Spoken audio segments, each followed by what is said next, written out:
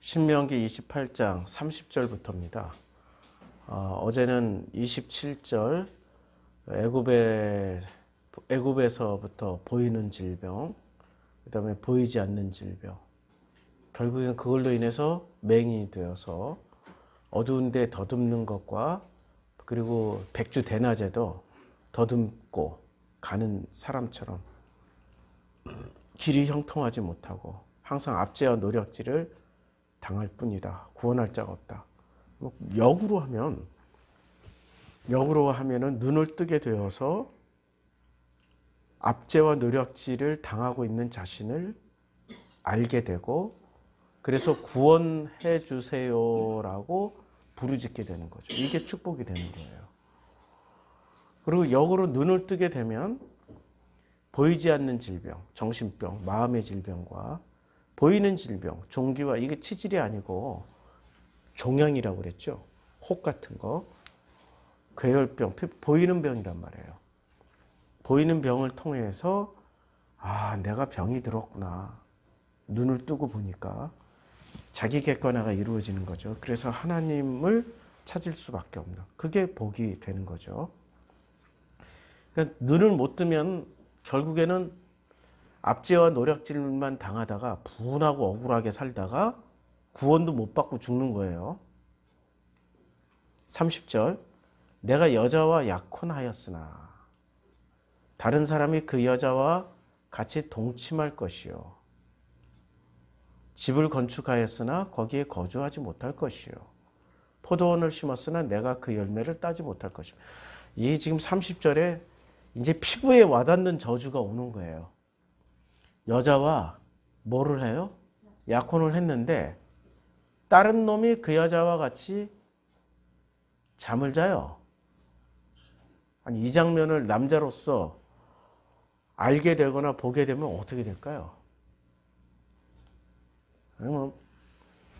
참 이 뒤집어질 일이죠. 이게 저주란 말이에요. 근데 여자가 약혼하고 왜 잠은 딴 놈하고 자? 이게 지금 왜 이런 문제가 왜 생기냐고. 저주를 받았기 때문에 이런 문제가 생기는 거예요? 아니면 이런 일을 했기 때문에 저주를 받는 거예요? 저주를 받았기 때문에 약혼은 나랑 하고 잠은 딴 놈하고 자는 거예요. 이미 저주를 받았기 때문에. 성경의 문법을 잘 봐야 되는 거죠. 성경에 이런 문법이 있어요. 마태복음 5장에 보면, 자, 심령이 가난한 자는 복이 있다. 천국이 그들의 것이다. 라고 얘기를 해요. 그러니까 심령이 가난하기 때문에 어떻게 돼요? 복을 받은 거죠. 복을 받았기 때문에 뭐가 이루어져요?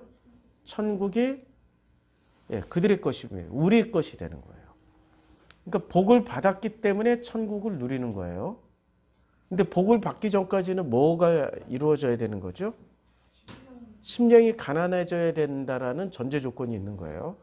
애통하는 자는, 애통이라는 전제 조건이 있어야 뭐가 이루어져요? 복을 받는 거예요. 그러니까 심령이 가난해야 복을 받고 애통해야 복을 받아요. 그래서 그 복의 결과로 천국이 우리들 것이 되고 위로를 받게 되는 거예요. 아버지 위로를 받게 되는 거예요. 복을 받아야, 복을 받았기 때문에 위로를 받는 거예요. 그럼 복을 안 받은 상태에서는 위로가 있나요? 있죠. 인간의 위로. 세상의 위로는 받죠. 그런데 진짜 천국의 위로, 아버지의 위로는 못 받는 거죠. 근데 가짜 위로만 받는 거예요. 가짜 위로. 사람들이 나에게 친절하게 할 때는 꼭 동기를 살펴봐야 돼요. 사람들이 나에게 모멸차게 대할 때도 동기를 살펴봐야 돼요. 왜 저러지? 라고. 그 사람이 그 행위를 먼저 보지 말고. 우리가 복음을 공부를 한 이점이 뭐냐면, 복음을 공부하면 복음과 종교의 결정적인 차이점이 뭐냐면, 복음은 뭐를 들여다보게 돼요? 복음은 철저하게 마음을 들여다봐요. 복음은 마음을 들여다보고 마음에서 나오는 행위인지 마음에서 나오는 말인지를 살핀단 말이에요. 그런데 종교는 마음이 먼저가 아니라 행위를 먼저 해요. 그런데 이 행위는 마음에서 나오는 건지 생각에서 나오는 건지, 그러니까 자기 합리화, 자기 이데올로기에서 나오는 이 생각이란 말 자체가 굉장히 광범위한 걸 포용한 단어예요. 자기 이데올로기일 수 있고 어떤 목적을 가진 수많은 목적 지향적인 것들이 있을 수 있어요. 그 생각으로 계획을 세울지라도 너희가 악할 뿐임을 아시고. 그러니까 이사야서에 나오는 말씀이란 말이에요. 그러니까 복음의 방향성은 이 마음의 중심이, 하나님은 뭐를 보세요? 나는 사람의 외모를 취하는 여호와 하나님이 아니야. 나는 마음의 중심을 보고 그 사람을 취하는 여호와 하나님이라고 사무엘상 16장에서 말씀하고 있잖아요. 그러니까 하나님은 마음의 중심, 이 중심을 보시는 거예요. 마음은. 행위나 말은 마음의 결과물이지 행위가 마음일 수는 없는 거예요. 그렇죠? 마음이 바뀐 행위와 말은 하나님이 오케이. 그런데 행위로서 마음과 생각을 숨기면은 이것은 오케이가 아니죠. 이건 안 된다라는 거예요. 이게 방향성을 기억하시고 그 방향성을 잘 설명해 주는 게 지금 마태복음 5장입니다. 그래서 복을 받으려면은 뭐를 해야 돼요? 심령이 가난해져야 돼요. 그런 심령이 가난해졌기 때문에 복을 받고 복을 받았기 때문에 천국이 우리들 것이 돼요. 그들의 것이 아니라. 이건 예수가 말할 때 그들의 것이고 우리가 들을 때는 우리들 거예요. 애통하기 때문에 복을 받아요. 그래서 우리가 위로를 받아요. 방향성이에요. 방향성은 전부 나로부터 나오는 게 아니라 외부로부터 들어오는 거예요. 그게 하나님과의 관계에서부터 형성되는 위로요, 천국이요, 땅을 기업으로 받는 것이요, 배부르게 되는 거예요. 내가 노력해서 배부르는 게 아니에요. 하나님 주시기 때문에 배부르는 거예요. 자, 이 방향성을 생각하시고 다시 내가 여자와 약혼하였으나 다른 사람이 그 여자와 같이 동침할 것이요 라고 얘기를 했어요. 이미 이때는 상태가 저주받은 상태에서 일어나는 거죠. 저주받았기 때문에 이 여자랑 약혼했는데 이 여자는 잠자리를 딴 놈하고 해. 그치요? 저주를 받았기 때문에. 그러면 이 복도, 복의 방향성이 어떻게 돼요? 마태복음 통해서. 복의 방향성.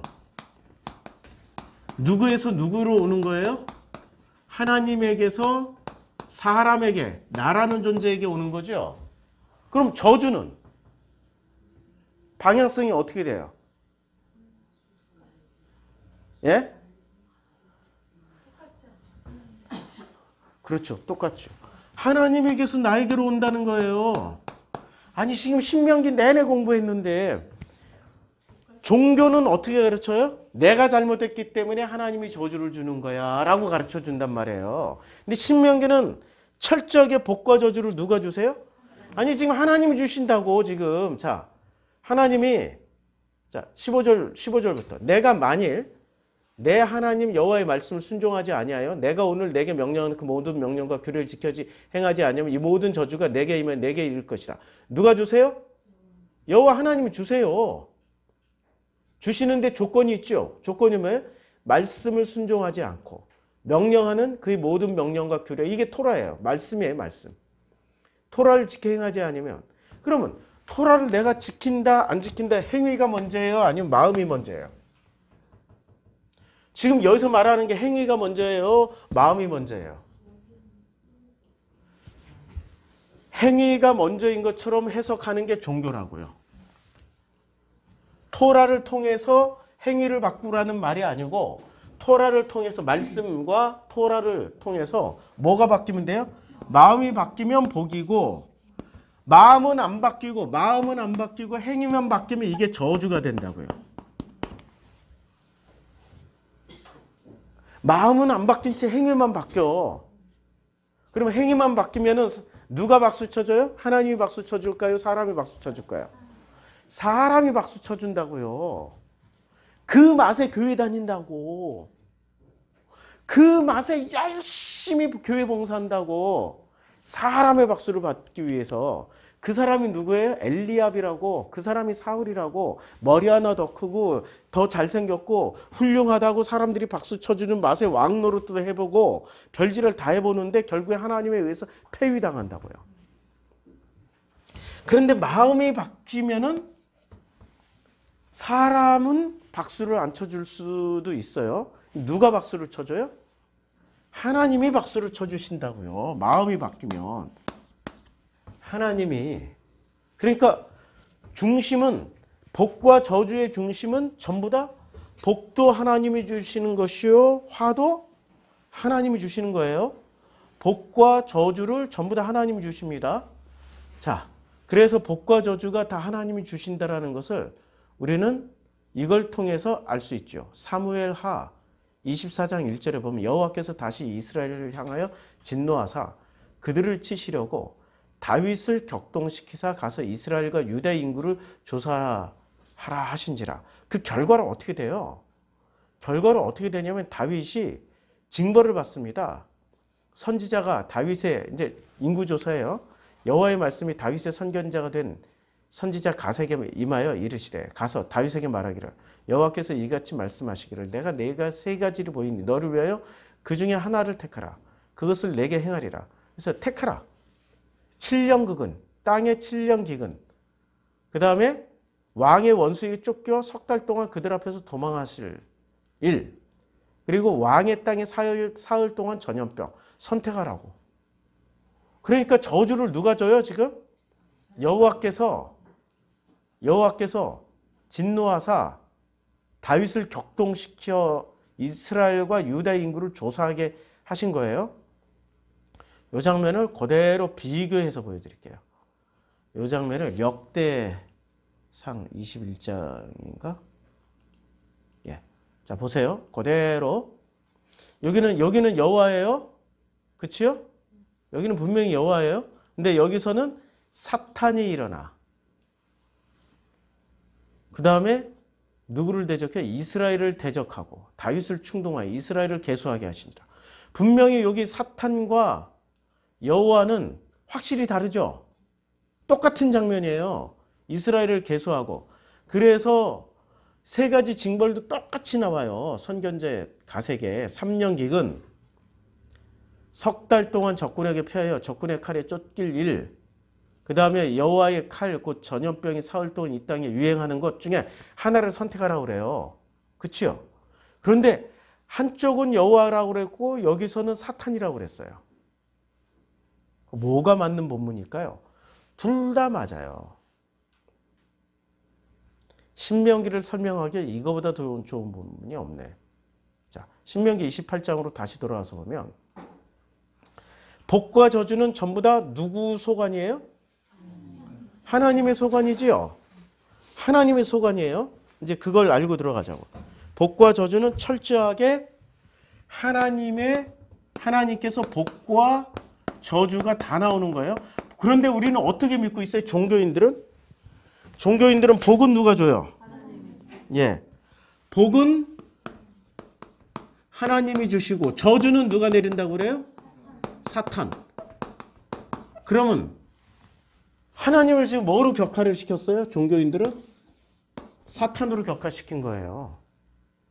하나님 안에 복과 저주가 같이 있다고요. 그럼 우리는 이원론적인 사고를 가진 사람들이 이거 죽었다 깨나도 이해를 못해요. 아니 하나님은 왜 복과 저주를 같이 주지? 저주도 주고 왜 복도 주지?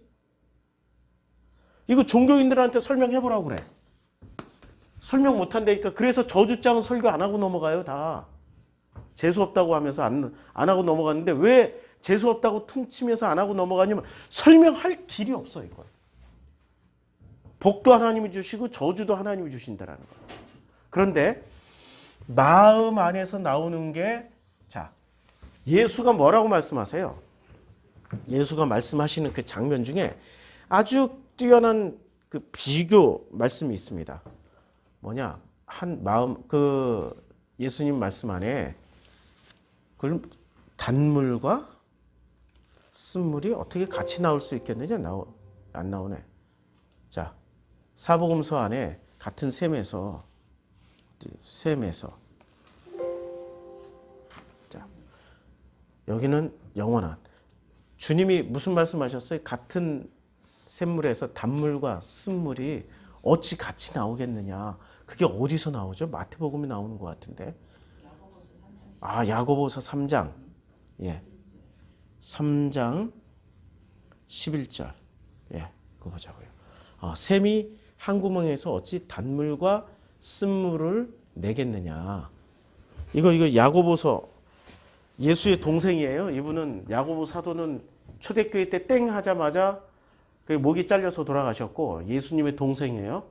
동생이 예수를 보고 하셨던 말씀이 있어요. 야고보 사도가 이 동생이 예수님에 대해서 아주 모진 말을 했습니다. 자, 그 후에 요한복음에 그 후에 예수께서 갈릴리에서 다니시고 유대에서 다니려 아니하시면 유대인들이 죽이려 해요. 명절인 초막절이 가까웠어요. 그 형제들이 이 형제들 가운데 누가 포함됐어요? 야고보가 포함됐어요. 예수께 말씀을 해요. 야, 당신이 형 취급을 잘 안 하는 거야. 미친놈 취급하는 거야. 야, 네가 행하는 일을 제자들도 보게 여기를 떠나 유대로 좀 가. 가소서 없어요. 헬라어에는 뭐 존칭어 없어요. 헬라어에는 그 학자들이 그냥 동생들이니까 예수님이니까 이렇게 높여서 얘기했는데 이 뉘앙스를 그대로 살리면 야, 형, 네가 하는 일 좀 제대로 형제들 보통 그렇게 대화하잖아요. 형, 네가 좀 하는 일을 제대로 좀 볼 수 있게. 네 제자들도 다 예루살렘으로 다 도망가 버렸는데 뭐 좀 유명해지려면 예루살렘 가서 해야 되는 거 아니야? 왜 총구석에 처박혀 있어? 진짜 밥이나 축 내고 우리는 일이라도 하지. 형은 지금 뭐 하고 있는 거야? 눈에 가시네 가시. 빨리 가 좀. 이런 장면이에요. 스스로 나타나기를 구하면서 진짜 이 결정타. 마음의 상처 팍 날리는. 야, 네 스스로가 지금 동생이 형한테 네 스스로가 세상에 나타나고 유명해지려고 하면은 이렇게 묻혀서 일하는 사람이 없어.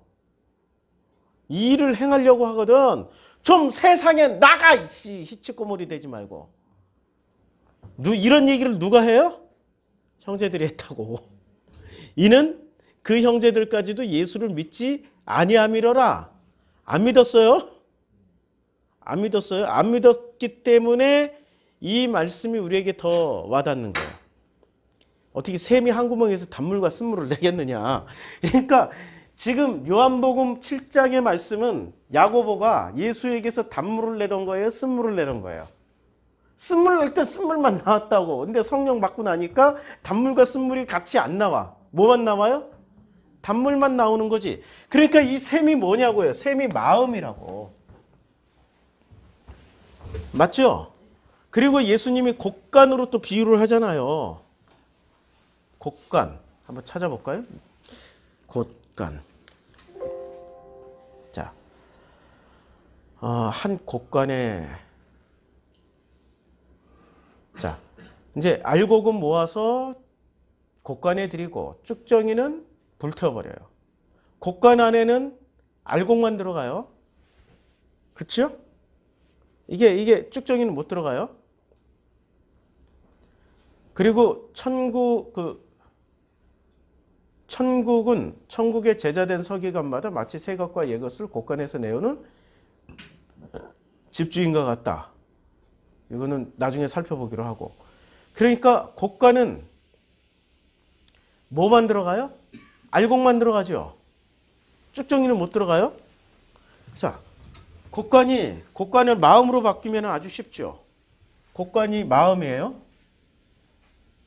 곡간 안에는 뭐만 들어가요? 열매 맺을 수 있는 알곡. 알곡은 언제 심더라도 열매를 맺을 수 있잖아요. 싹이 나고 잎이 나고 자라서 열매를 맺잖아요. 근데 쭉정이는 그 기능을 못 한다고. 그럼 마음에서 나오는 그 마음의 곳간 안에는 뭐만 들어가냐고요. 예, 생명이 있는 말씀만 차는 거지. 행위, 쭉정이 같은 거는 들어갈 수가 없다고요. 행위는 왜냐하면 마음이 움직여서 나오지 않는 행위일 수도 있으니까. 이건 자기 계산으로 이데올로기로 목적을 둔 행위로 나올 수 있으니까. 자, 여기까지 하면은 마음의 법칙이 좀 이해가 되나요? 자, 그래서 다시 이제 본문 들어갑니다. 왜 이렇게 이 설명을 많이 했냐면, 여자는 누구랑 약혼해야 돼요? 사랑하는 사람하고 약혼해야 되잖아요. 근데 사랑하는 사람하고 약혼을 했는데 행위는 누구랑 해요? 딴 놈하고 하는 거야. 아니 잘 보라고. 저주가 뭔지. 분명히 결혼은 누구랑 해야 돼요? 복음이랑 해야 된단 말이에요. 그렇죠? 이 복음이랑 결혼을 해야 되는데 행위는 지금 어떤 놈하고 하고 있어요? 딴 놈하고 하고 있잖아요. 그것 자체가 지금 저주라고. 결혼했다고 하면서 행위를 내놨는데 누구랑 지금 잠자리는 해요? 딴 놈하고 한다고. 아까 우리가 이제 전 공부를 했어요. 다 지우고. 우리 전 공부할 때 배우자를 선택하는 기준이 뭐였습니까? 귀향중후군이라고 그랬죠. 배우자를 선택하는 그 기준이 귀향중후군이에요. 참 이래서 전 공부가 중요해요. 자, 귀향증후군. 이 귀향증후군의 핵심 내용이 뭐죠? 1. 핵심 내용. 내가 성장할 때, 어렸을 때 가정환경, 그리고 자기 어린 시절의 익숙함, 예, 익숙함을 선택하는 거죠. 이게 귀향증후군이야. 2. 귀향증후군에 2. 나랑 비슷한 거. 자기 수준. 나라는 게 뭐예요? 마음의 나가 아니라 자기가 이제까지 살았던 패턴에 비슷한 수준.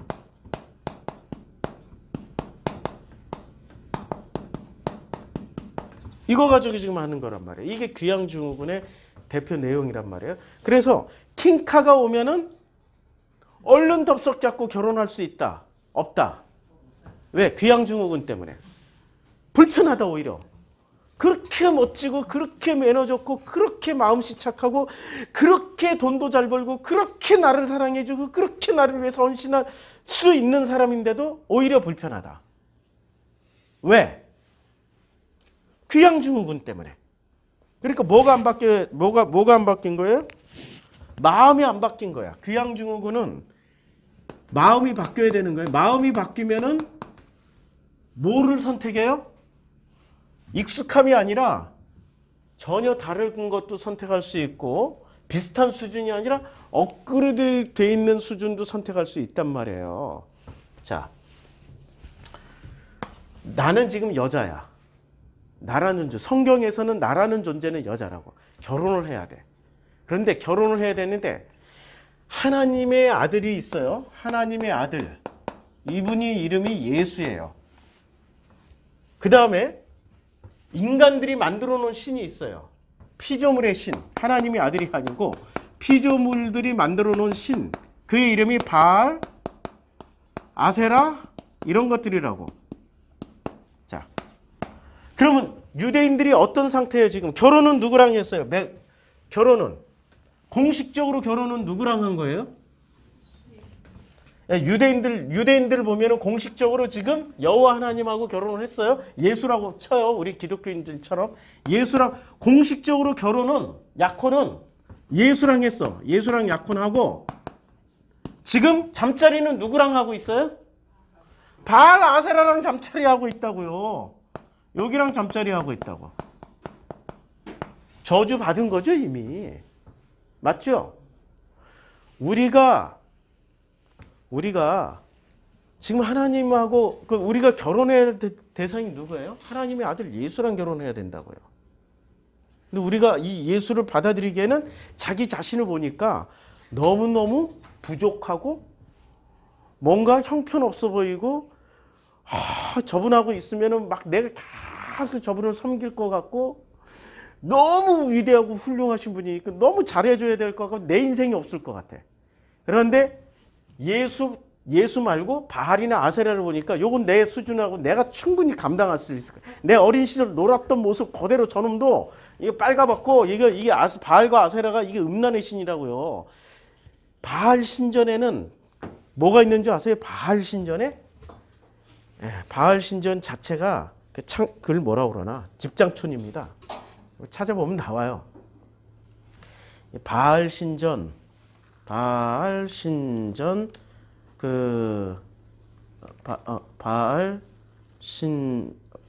내가 지금 잘못 친 것 같아요. 바알 신전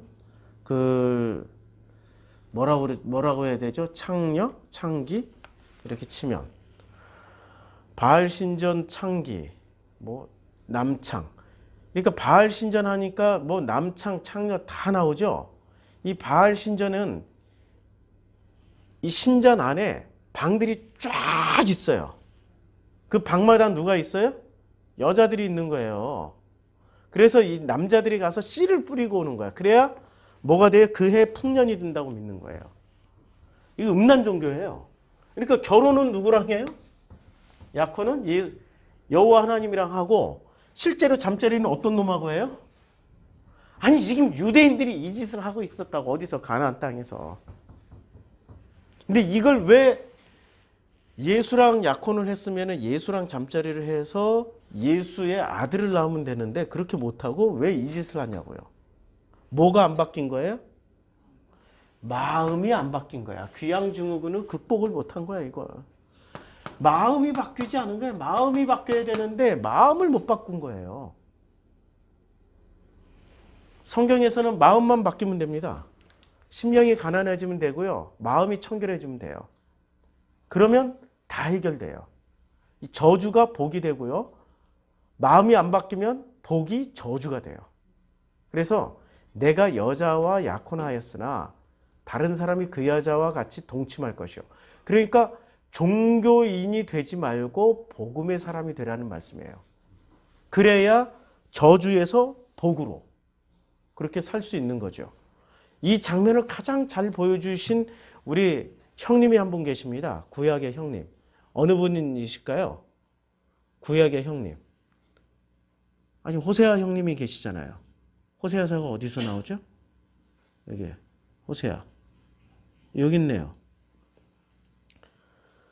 이 형님, 이 호세아 형님의 음란한 여자를 맞이하여 음란한 자식을 낳아라. 이걸 뭐로 보여주는 거예요? 결국엔 결혼은 누구랑 했어요? 호세아 형님이 보여주는 건? 예? 이스라엘 백성이 누구랑 결혼한 거예요? 결혼은 하나님의 아들하고 결혼을 했어요. 그런데 행위는 누구랑 하고 있는 거예요, 지금? 이스라엘이 음란한 여자라 계속 바알과 아세라하고 잠자리 해가지고 뭐 자녀들 다 낳았어요. 아들을 낳았어요. 아들이 이름들이 뭐 다블라임의 딸 고멜을 맞이했더니 고멜이 임신하여 아들을 낳음에 여호와께서 호세아에게 이르되 그의 이름을 이스르엘이라고 하라. 왜 이스라엘이라고 그랬을까요? 예? 그게 니네들이라고 지금 얘기하는 거 아니에요. 조금 후에 내가 이스라엘의 피를 예후의 집에 갚으며 이스라엘 족속의 나라를 폐할 것이므로. 그러니까 지금 이 저주를 왜 이 저주를 당하냐고. 왜 이 저주를. 뭐가 안 바뀐 거예요? 행위만 내놓지 마음이 안 바뀌니까 지금 이 사람들이 지금 잠자리 하러 가는 바알과 아세라를 자신들을 뭐라고 이름 부르면서 바알과 아세라에게 잠자리 하러 가요? 여호와 하나님이라고 여호와 엘로힘이라고 부르면서 간단 말이에요. 우리가 더 놀라운 거는 바알과 아세라라고 이름 안 불렀어요. 이 사람들은 여호와 엘로힘이라고 이름 부르면서 갔어요. 그러니까 이들은 진심으로 이런 행위를 했어요. 종교인들은 진심으로 행동을 해요. 진심으로. 근데 마음의 진심이 아니고 무슨 진심이요? 생각의 진심, 계산의 진심, 이데올로기의 진심으로 한 거예요. 지금도 청와대에서 이 추위에 노숙하면서 기도하는 사람들이 있어요. 청와대 앞에. 근데 어떤 그 감신대에서 신약학까지 전공하신 대단한 엘리트예요. 목사님이 글을 썼어요. 뭐라고 썼냐? 자기 거기를 가봤대. 이 추위에 그 고생을 하면서 부르짖는 사람들을 보니까 자기는 다른 거 모르겠대. 저 행위를 보니까 저게 진심인 것처럼 보여서 이젠 자기는 마음을 바꾸기로 했대. 문재인 탄핵으로. 이 사람은 무슨 덫에 걸린 거예요? 마음에서 나오는 행위인지 이것이 계산에 의해서 나오는 행위인지를 모르는 거예요. 이데올로기에서 나오는 행위인지를 모르는 거예요. 그 사람 또한 심령이 가난해지지 않은 채, 마음이 청결해지지 않은 채로 뭐를 하고 있어요? 목회하고 학생들을 가르치고 있는 거예요. 얼마나 불행한 거예요. 그러니 이런 사람들이 막판에 하나님 앞에 딱 서서 심판받을 때 슬피 울며 이를 갈며 바깥 어두운 데로 쫓겨나는 사람들이 대표적인 전형이 될 수 있어요. 자기는 진심을 했다는 거니까 행위를 진심으로 착각한 거예요. 그렇죠? 지금 성경에서 오늘 지금 이 본문 말씀 30절에 본문 말씀을 전체 다 못하고 요 한 구절만 지금 하고 있는 거예요. 한 절. 내가 여자와 약혼하였으나 다른 사람이 그 여자와 같이 동침할 것이요. 이게 바로 뭐가 안 바뀌면 이렇게 된다고요? 마음 안 바뀌면. 그러니까 우리는 마음 안 바뀌면 킹카가 오더라도 아멘하고 덥석 결혼을 못해. 그리고 잠자리를 같이 못한다고. 자기 자신의 부족함을 그걸 겸손사상이라고 해요. 착각이야. 겸손. 내가 감히 어떻게 저 위대하시고 훌륭하신 예수님하고 어떻게 같이 이 잠자리라는 단어가 여기서는 다르게 쓰여졌어요. 근데 같이 잠자리를 한다. 부부가 잠자리를 하는 걸 뭐라고 해요? 야다라고 그래요. 야다라고 그래요. 근데 이 야다의 뜻은 같이 체험하면서 알아가는 과정을 야다라고 그런 거예요. 이건 잠자리라고도 번역하고 야다는 안다라고도 번역해요. 안다, 알미라고도 번역을 하는 게 이게 야다의 단어의 특징인데 어떻게 알아가냐? 같이 체험하면서 알아가는 게 야다예요. 그러면 예수님이 오신 목적이 뭐예요? 우리랑 같이 야다. 같이 체험하면서 동행하면서 그래서 엠마오로 가던 두 제자와 같이 동행하면서 갈 때 엠마오로 가던 두 제자가 깨달았고 예수님과 제자들이 3년 반 동안 같이 동행하다가 깨달았고 그 야다의 과정을 예수님이 다 보여줬다고. 그렇게 살아가는 게 그게 결혼이야. 그게 잠자리를 같이 한다는 개념이에요. 신약에 와서는. 그렇죠? 근데 그렇게 못한다고. 왜? 자기 겸손사상 컴플렉스가 이 상처가 많으니까 감히 어떻게 예수님 같은 킹카가 나 같은 이렇게 미천하고 초라한 것 하고 나는 그저 드리고 바치고 섬겨야 될 뿐이지 내가 어떻게 그분하고 동행을 해 쪽팔리게. 이해하시죠? 이건 내려놔야 됩니다. 안 그러면 어떻게 돼요? 그게 바로 저주가 됩니다. 오늘은 여기까지 하고 다음 주에 이제 목요일 날 계속 공부하겠습니다.